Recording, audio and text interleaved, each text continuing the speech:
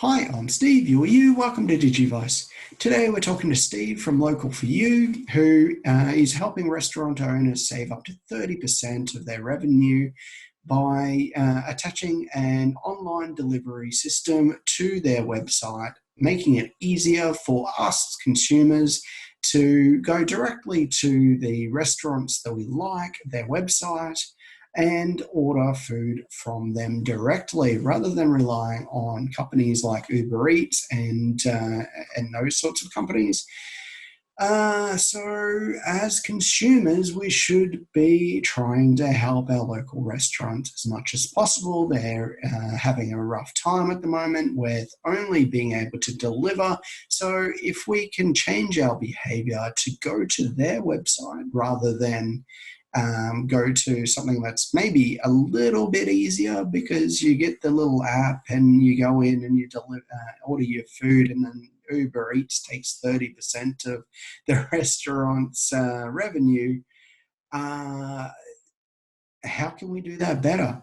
Well, Steve's here to help us find out how. Hi, Steve. Hey, how are you, mate? It's good to be Yeah, with you. good. Thanks for having me on your show. Oh, thanks for being here. Great. Now, you've got an interesting service that you're providing to restaurant owners. Hmm.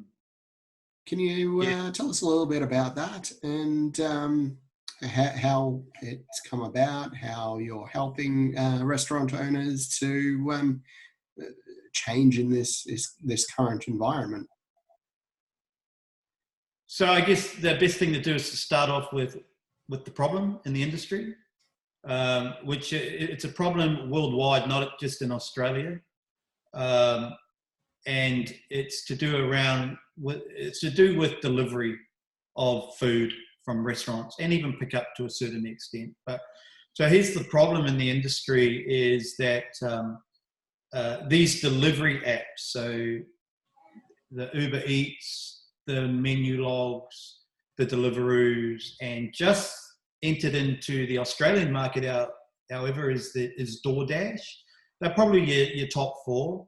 The problem that they present to a restaurant, they do a whole lot of good things, don't get me wrong, but the problem is in the commission that they charge. They charge upwards to 35% commission per order, It's which is massive. killing the industry. Yeah, it's killing the industry. Yeah. It's and you there's a whole lot of other things that they do also, but that's probably a really good starting point to let your audience know that every time that they do order from a delivery app, the restaurant is being charged up to 35% commission, as well as you, the consumer, is paying a delivery fee. Sometimes they'll have a free delivery fee thing, but ultimately the restaurant is always getting charged 35%, and that's the problem in the industry. And they're usually running on fumes as well, if I understand anything around restaurants and cafes, etc. Yeah, look, I mean, say they'd be lucky if they make 15-20% profit. Lucky, really the industry standard is around about 5 to 11%. Wow. So you can imagine if they engage into the services of these delivery apps, they're going backwards really fast. Yeah. So what are you doing to help curb this? I mean, that was a problem before, and it's going to increase now because there's no real option other than delivery. People just aren't able to go. It's mandated now that you cannot go to a restaurant. So you've got a solution to that. Look, COVID-19's presented a lot of challenges for everybody, hasn't it? It's the reality. But there is a glimmer of light. The federal government have allowed restaurants and takeaways to remain open through the stage 3 period that we're going through in Australia. But they can only remain open to do delivery and pickup, right? So they can still trade as long as they do delivery and pickup. once we're on the other side of this COVID-19, they'll go back to dining and whatever they do. So that's presented a challenge for a lot of them, because either they haven't done delivery in the past, or they haven't done pickup. They haven't had an online ordering system in the past. So what that means for them is that they've got to get online really quickly if they want to stay in business, or if they want to keep the doors open. There's a percentage of them who have said, look, I'm just going to close the doors and I'll be back in 4 to 6 weeks, and hopefully I'll have a business to come back to. But there's still a portion of these restaurants and takeaways who have said, no, I want to stick it out. I've got commitment. I want to keep my business going. And so they've kept their doors open. And so they're looking at engaging in the services of these delivery apps in order to do that. Yeah. So automatically, they're going to be having to somehow manage a loss of a massive portion of their revenue and pay these 35% fees on top of that as well. I mean, those fees aren't going to be reduced just because it's the only option. If anything, they're going to be solidified because it's the only option. Yeah, hey, listen, I'm not here to hammer the delivery apps. I'm just here to educate your audience on what's happening there. And so you're right. Look, during the best of times, when the restaurant is humming, when they've got dining tables going and staff is going and food is turning over and fresh food is continuing to be made because food is turning over, even at the very best of times, the fees that these delivery apps charge these restaurants is really tough. It's still really tough. But now they've been double whammied to the point now that a lot of these restaurants that have remained open, they don't have sit-down dining, so they can't depend on that to cushion the blow, so to speak. So that they get smacked over the head with this 35%. And you are right. Unfortunately, that these delivery app companies are not coming to the table and lessening the commission, right? You would hope that they could at least come down to something like 10% or 15% or 20% at the maximum, but they're just not doing that. And that's unfortunately in the industry at the moment. And so, without talking negatively about them, it would be good if they could help out the restaurants in this time. Of course. Yeah. But I guess they from what I understand, they're running on a loss half the time as well. Uber definitely is. That's part of their pricing model, is that they run on a loss for a significant period of time, and then they move into the profit side of things once it's been completely established as the dominant. It's the same model as what Amazon did. They ran on I think they were in $1 billion worth of debt at one point, and now they're $1 trillion company, which is starting to make profit because they wanted to establish market share. So I guess they can't really budge on that price point either, because they're already running at a loss. So as you said, not talking negatively about them. There's a reason why they're charging so much. They're trying to gain that market share. But there is a better option, isn't there, Steve? Like what else can we do as consumers? What can we do to help these restaurants out rather than going to Uber Eats, rather than going to Menulog? I know I'm guilty of both. Yeah. Look, the reality is that we live in what we call a convenient society. We want everything now. We want everything yesterday, and we're not. We become lazy. Everything's at the touch of our phone, and if we've got an app to order food, for example, and have it delivered to me within 45 minutes while I'm watching my Netflix series, we'll take that option, right? Because we're human beings. We're lazy. we live in the lazy society. So, Uber, Netflix, all of these companies are just what I would consider feeding that market. But it comes at an expense. And in the industry I'm in, it comes at the expense to the food and beverage industry, the hospitality industry, the restaurant takeaways. And so if the question you've asked me is what can we do as consumers, first thing I would say is that maybe we can look at our behaviours and look about, okay, so maybe I can go and pick up the food. Maybe I can, it's all about habits, about changing behaviours. And that's a hard thing because once you're in it, it's hard to change your behaviours. So these delivery platforms are fantastic that way, right? Because you can basically go and you go and get a feed on their apps and you can watch the little car. I've done it. You can watch the little car, right? Go around your street and you go, oh, there it is. And then you have a look and then it's, they're knocking on the door. That's the next thing, right? Yeah. And after a while, that's pretty cool. You look at it, you go, man, that's pretty cool. And you keep doing it again. Yeah, it's all part of the game. And so, but it comes at a cost. And it comes at a cost to our economy too. I can talk about the money from these delivery apps, and I'm talking Menulog too, who's owned by Just Eats, who are out of the UK, DoorDash out of the US, Uber Eats out of the US, Deliveroo out of Hong Kong or the US, somewhere, not Australia, that's for sure. All their profits, where do they go? They go outside our country, right? And so it's just a little bit of education to the marketplace about what's happening out there and how we can support local. And that's what Local for You is all about. It's about supporting local restaurants. That's the problem. That's one of the problems that these delivery apps.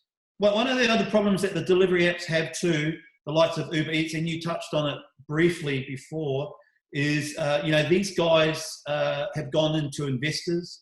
I think Uber Eats are up to about their third or fourth round of investors. We're talking billions of dollars here. Wow. And the investors actually getting quite antsy now, and they've had quite enough of investing and not getting a return.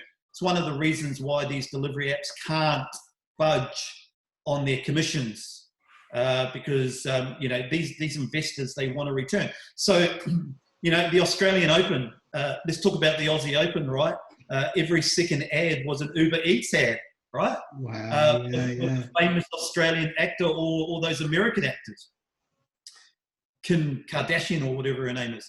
That comes at a cost, but the whole purpose of it is to get, like you say, is to get market share, is to and Uber Eats and DoorDashers and everybody are willing to run at a loss so they can get market share in the market.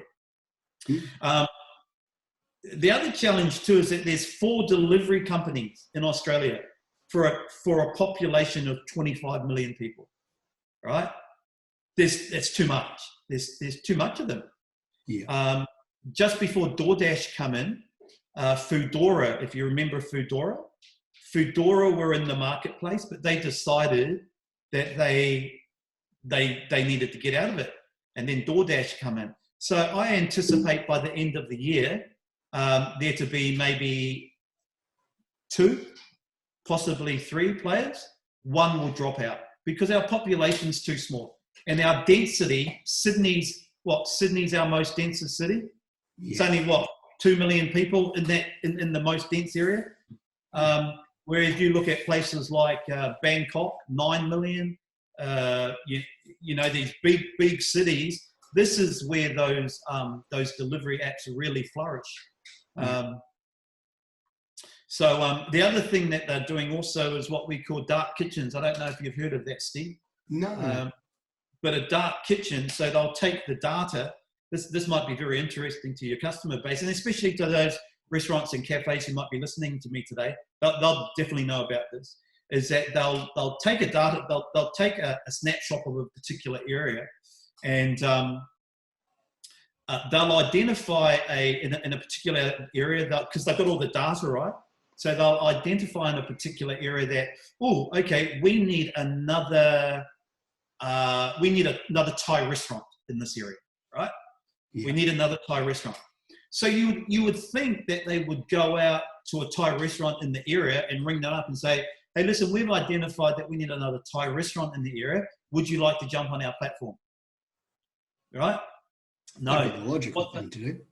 That's the logical thing to do. What they do is that they create what we call a dark kitchen or a ghost kitchen. So they create it in the back of another restaurant.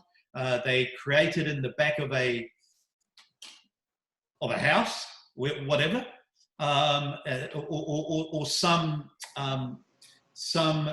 area that has no access to customers. It might just be a warehouse, right? And they'll create that Thai restaurant there.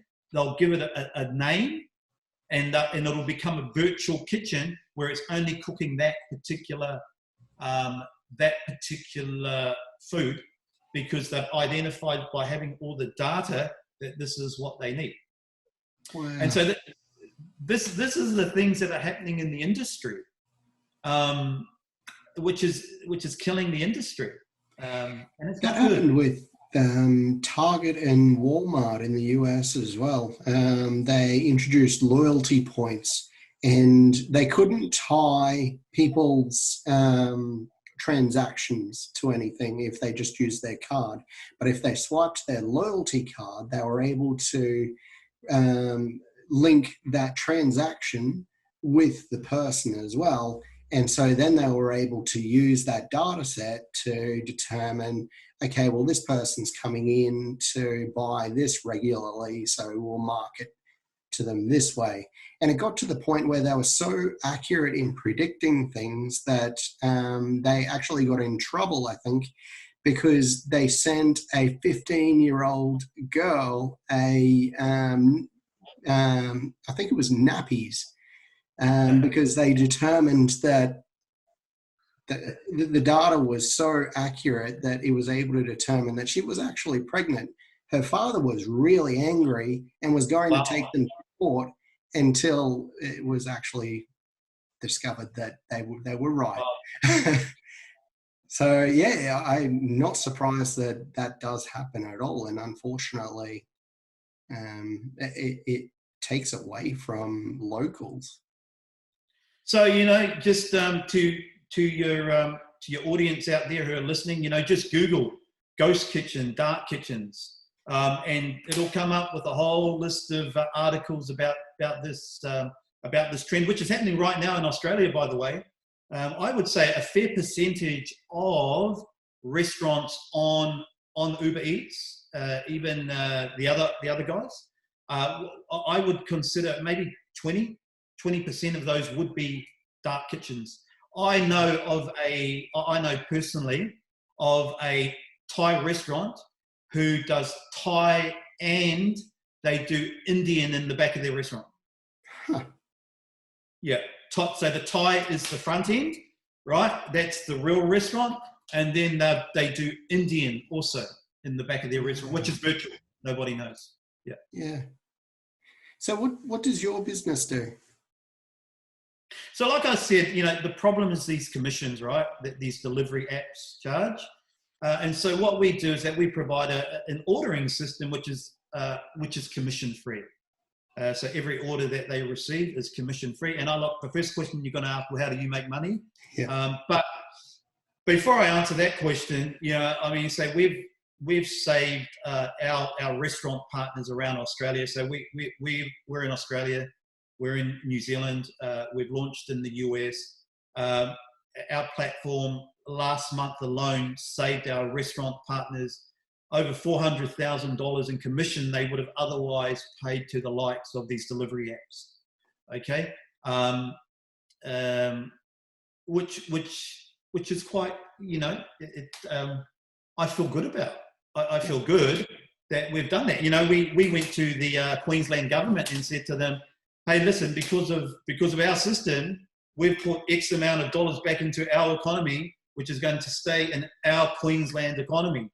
And we could have done that with the New South Wales Premier and the Queens and the WA and all that kind of stuff too. So that's essentially what Local For You does. It provides an ordering platform, an online ordering platform for pickup and delivery, even table reservations, but it's 100% commission free, Steve. Wow. So yeah, as you said, first question, how do you get paid? I mean, we're all in business to first be able to continue that business, and you can't continue a business without cash flow. Yeah, that's right. Oh, look, the reality is that we charge a small weekly fee. It's about $30 or something like that for the whole system, basically a system in a box. So we don't charge any commission. It's a small weekly fee. Our restaurants love it. Our partners love that because it's a fixed cost. They know what's coming in. They know if they take one order or they take 100 orders, 2,000 orders, whatever, unlimited orders, it's going to be the same fixed cost. And I'll give you an example. We've got a restaurant. I was looking at his figures today. Before using us, he was using Uber Eats. Now, I'm not picking on Uber Eats by any chance. It just happens to be them a lot in the market because they do dominate the market at the moment. He was paying up to $8,000 a month in Uber Eats fees. Wow. $8,000 out of that 35% commission. It totaled $8,000 a month. He's totally turned them off. I recommended he didn't. I said, keep them on. But he's been quite bold. He's totally turned them off. With us, last month, he paid $149 a month. That's all. It's $149 a month from $8,000. Now, look, I mean, say that might be a bit of a real case scenario. Look, our system doesn't work for everybody. I'm going to be straight up. I'm not here to sell anything. Just here to educate the market that we don't work for everyone. And the reason why we don't work for everybody is because the likes of these delivery apps are magnificent. What I would consider magnificent marketing companies. Okay, yeah. So I'm going to switch the conversation a little bit. These guys are marketing platforms. Cool. They market their app. Yeah, they market their app, and they do a great job about it. They have squillions amounts of dollars where they can market it. And so the poor little Aussie restaurant, fish and chip shop in Browns Plains, let's say, jumps on these delivery apps thinking that, great, I'm going to get more customers, which they generally do, by the way. But they don't realise, or maybe they do realise, or they don't want to realise that they've just jumped into a pool of other fish and chip shops, chicken shops, pizza shops, Thai shops, everything. They've become part of that too. So I guess what I'm wanting to say here is that these delivery apps do great marketing. They market very well, but they don't market for you, the restaurant or the takeaway. They market for themselves. Of course. Yeah. So how does it work from a consumer perspective? Is it that you go to the business's website, so the restaurant's website, and you order off of their website, or is it an app? How do you order from that restaurant after your system is in place? Yeah, that's a really good question. So I'll start off by answering that question by telling you what's the difference between us and Uber Eats. That's probably a really easy way of answering. So if you can imagine right now, if you were to use Uber Eats, right? So here's you, the restaurant, right? And here's the customer, right? So the restaurant, the customer. Now in between that stands Uber Eats. Because I haven't got three hands, sorry. Maybe I'll use my head. Yeah. Okay. So if you can imagine that's the customer, my head is Uber Eats or any one of these delivery apps, by the way. And this is the restaurant. At the moment, Uber Eats stands between me and my customer. right? And that's a problem. That's a real problem for the restaurant. When somebody else, a third party, is standing between. And what our system does is that it takes away that third party. So the restaurant's actually, the customer is actually now ordering directly with the restaurant as opposed to going through a third party. Does that make sense, Steve? Yeah, yeah, yeah. So do they order from the website? Yeah. So what our system does is that we build them a website. So that's part of that 30 odd bucks that we charge. We build a website, or we put an existing we put a shop now button or order now button onto their existing website. Table reservation onto their existing website if they want one. We put a shop now button onto their Facebook page, onto their Facebook cafe page, and it works a treat. It does amazing. Yeah, these customers are now dealing. The restaurant is now dealing directly with the customer and not going through a third party. Yeah. So the restaurant can do their own delivery, right? So our system sets up the delivery areas. They can set up the minimum spend and the delivery fee. It does everything. It does everything. The only thing that the restaurant needs if they want to do delivery is their own delivery driver. Yeah. And I guess there's plenty of great directories out there that can provide a number of different restaurants that you can choose from locally. And there's a directory in most main city as well. So you would generally go to that directory to find the restaurant, and then they would I think one of the benefits of a lot of these apps is that you can go just to the app and pick out what you want, and we're a little bit spoiled for choice.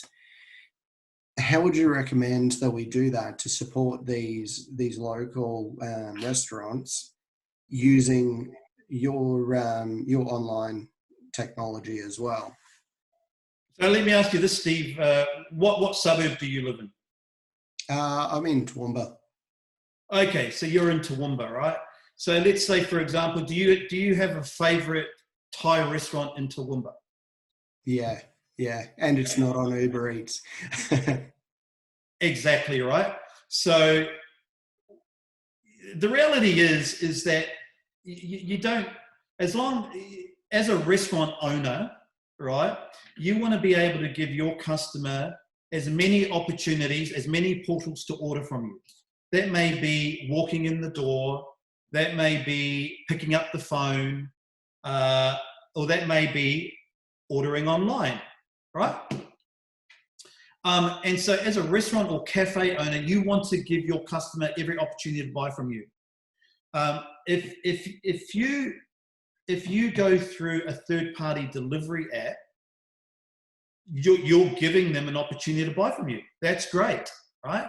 But what you want to do is you want to change that model around slightly, where instead of going through a third-party delivery app, they're coming directly from you and ordering from you online, right? So let's take, for example, that Thai restaurant that's in your local suburb of Toowoomba. Right? If they had the ability, I don't know if they do, if they had the ability to have an online ordering system, the likelihood is that somebody like Steve would use that as their app or as the website to go when they want to order Thai food. Because when somebody like Steve finds a good Thai restaurant, they generally don't go to another Thai restaurant. They just go, well, I like that Thai restaurant because I like its pad Thai, or I like its fried rice.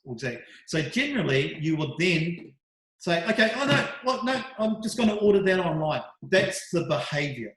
So although an app is great, when you've got a favorite restaurant or takeaway or fish and chip shop, and you know that you can order online, Steve, from them through their website or even through their Facebook page, the behavior you then have is that you normally use that website or Facebook page. And you're absolutely right. An example of that is there's a Chinese restaurant up here called Kui Lin, which it has fantastic Chinese food. And we used to call them all the time until they came out with their online ordering system. I'm not sure what their online ordering system is created with, but Now we use the online ordering system. It's still through them. It's still directly to them. But yeah, we haven't changed that behavior. We've just changed the method that we get the Chinese food with. Yeah. Yeah, and well, there you go. There's a classic example. And it's actually a lot better for them, especially being Chinese. You know, a lot of, oh, mate, you just imagine, you know, you ring up the phone and the poor Chinaman's on the phone on the other end. Excuse me. You know, sorry, what? You know, struggling to, and they get the order wrong. This way, you can go through. You've got plenty of time on the phone. You can look at their menu. Half the time, you didn't even know they sell half of the stuff. So you're actually adding other stuff to the menu. So it's not only is it good for you, Steve, it's also good for the restaurant. Yeah, yeah. Great. All right. Thanks for your time today, Steve. Hey, thanks for having me. Just want to close by saying that, you know, just think twice when you're using a delivery app. Just think of the consequences that it may have on the restaurant industry, but also on the Australian economy. And thanks for having me, Steve. Thanks.